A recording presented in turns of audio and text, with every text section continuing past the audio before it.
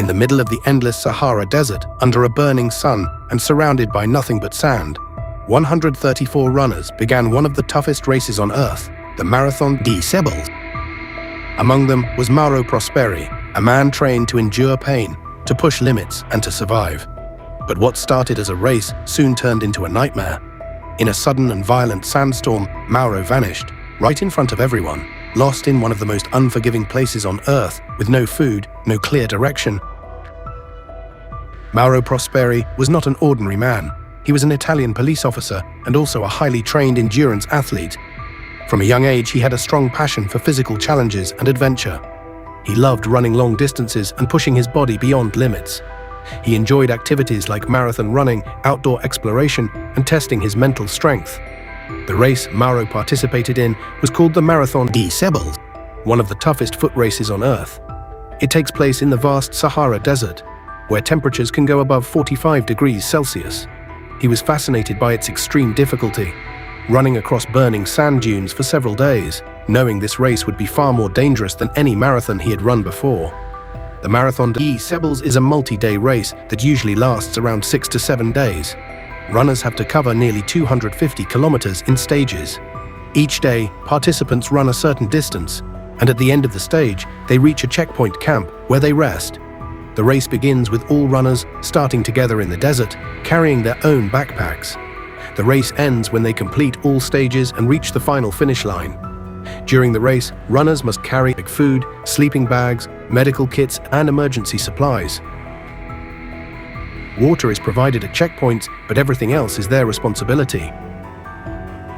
This makes the race extremely physically and mentally demanding. The Sahara Desert is not just flat sand. It has a very complex structure.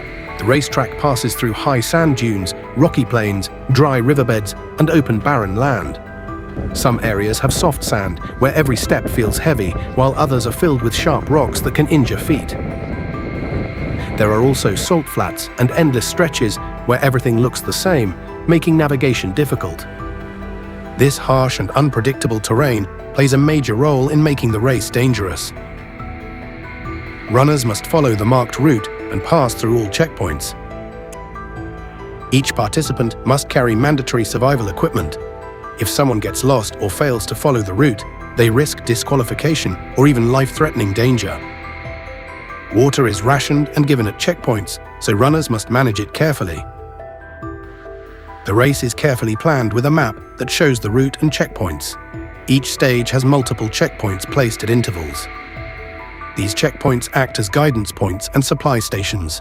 Runners use markers, flags, and sometimes compasses to stay on track. However, due to sandstorms and changing desert conditions, these markers can disappear or become hard to see. This makes navigation one of the most critical challenges during the race.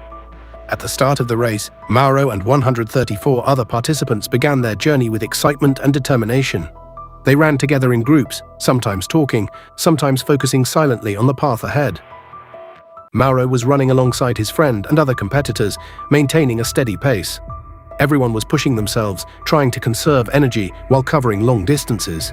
The atmosphere was intense but motivating, as each runner was driven by the same goal: to finish one of the toughest races in the world. During one of the stages, everything suddenly changed. A powerful sandstorm began to rise in the desert. The wind became so strong that it started to erase the tracks and markers on the ground. Visibility dropped to almost zero. Mauro tried to stay on course, but the storm confused his direction. In that moment, he made a critical decision: to keep moving forward instead of stopping. Slowly, without realizing it, he drifted away from the main route.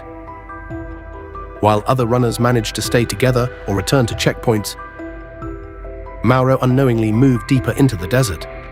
This was the moment he became completely separated from the race. After the storm passed, Mauro realized he was alone. There were no runners, no markers, and no signs of the race. He understood that he was lost in the vast Sahara. His water supply was limited, and the heat was unbearable. Days passed, and he struggled with dehydration, hunger, and exhaustion. He had to keep moving to survive, but every step drained his energy. The loneliness and fear made the situation even worse. Yet, he did not give up. His training and strong mindset kept him going. After wandering for days, Mauro discovered an abandoned structure, possibly an old religious or settlement building. This place became a temporary shelter for him. Inside, he found bats, which became his source of food. He caught and ate them to survive, even though it was extremely difficult and unpleasant. This place gave him some protection from the harsh sun and a small sense of hope. For the first time since getting lost, he felt he might survive if he kept fighting. After regaining some strength, Mauro decided he could not stay there forever. He knew he had to move if he wanted to find civilization. With renewed determination, he left the structure and began walking again. He carefully chose a direction and kept moving, even though he was weak. His goal was simple: keep going until he found help. During his journey, Mauro used every survival technique he could think of. He rationed whatever little food he had. He tried to avoid walking during the hottest part of the day and moved during cooler times. He also conserved energy by walking slowly and resting whenever possible. At times he even drank his own urine to stay hydrated.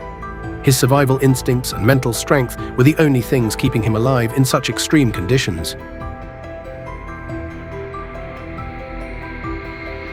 After several days of walking, Mauro finally found an oasis. This was a turning point in his survival. The presence of water and some vegetation gave him relief.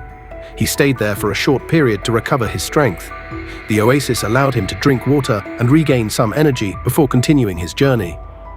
It was a moment of hope in an otherwise desperate situation. As Mauro continued walking, he noticed something unusual on the ground: goat droppings. This was a sign of life. He realized that where there are goats, there must be people nearby. With renewed hope, he followed the trail of the goats. After some time, he finally saw a small girl herding goats in the distance. This moment was emotional and life-changing. After days of isolation, Mauro had finally found another human being. It meant he was no longer alone, and rescue was now possible. The local people helped Mauro by giving him food and water. They understood he was in serious condition. They then guided him to a nearby army camp. However, when he reached there, things took an unexpected turn. Since he had crossed into another country and looked suspicious, the authorities initially thought he might be a spy. He was detained and questioned. After investigation, officials confirmed that Mauro was not a spy, but a lost runner. It was discovered that he had crossed the border from Morocco into Algeria without realizing it. This showed how far he had traveled while being lost in the desert.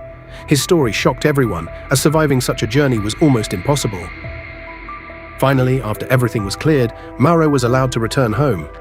He was reunited with his family, who had feared the worst. His survival story became one of the most incredible tales of human endurance. Mauro Prosperi proved that with determination, mental strength, and the will to live, even the harshest conditions can be overcome.